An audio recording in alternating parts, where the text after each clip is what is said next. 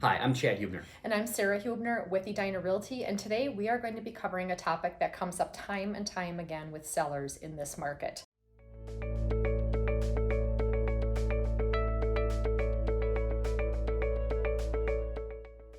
We're often asked by sellers, what is this gap coverage I keep hearing about, or what is this appraisal gap that people are talking about?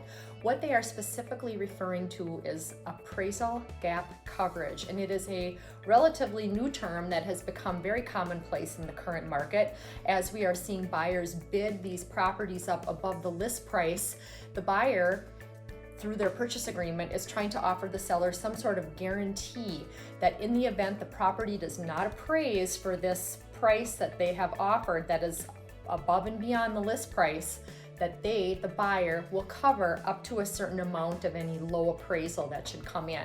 Some buyers are offering that in the form of a flat figure like $5,000, $10,000, $15,000. Other buyers are doing a 100% gap coverage where they'll put no ceiling on how much they will guarantee in the event of a low appraisal. So just for example, in basic money terms, say you have your home listed for $400, you get offers at $450. The home needs to appraise for that higher amount, $450. So what some buyers are doing is they're putting that gap coverage in for whatever amount it may be. For example, say they have a $10,000 gap coverage. So if there is an issue with the appraisal that's $10,000, so say the home appraises for $440 instead of $450, the buyer automatically assumes that through the purchase agreement that they're going to bridge that gap. In addition to their down payment. In addition to their down payment. Yep.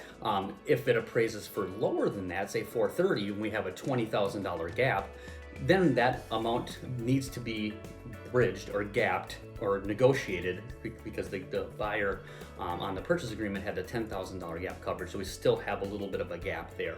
But so that's in general what the coverage is, and we're seeing things on purchase agreements from $5,000 to $10,000 to 100%, and that's what that is. And so it's pretty important from a purchase agreement standpoint that we are talking to the lender, because it's one thing for a buyer to put that number on paper saying we're going to guarantee X. It's another for the lender to say, okay, they're putting down 15% as a down payment. In addition to that, if we have a low appraisal, they will have no problem covering this gap, or it's going to be tight.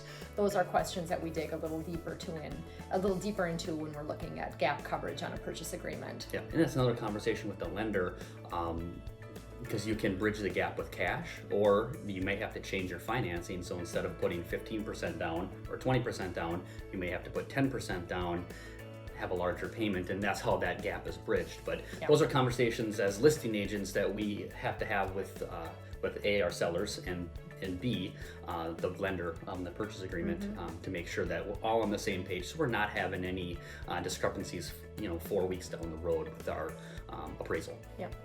Hopefully that helps address in a basic nutshell what appraisal gap coverage is and what that is all about in this current market. And again, it is becoming incredibly commonplace on offers, almost to the point of maybe not quite 100%, but very close to that.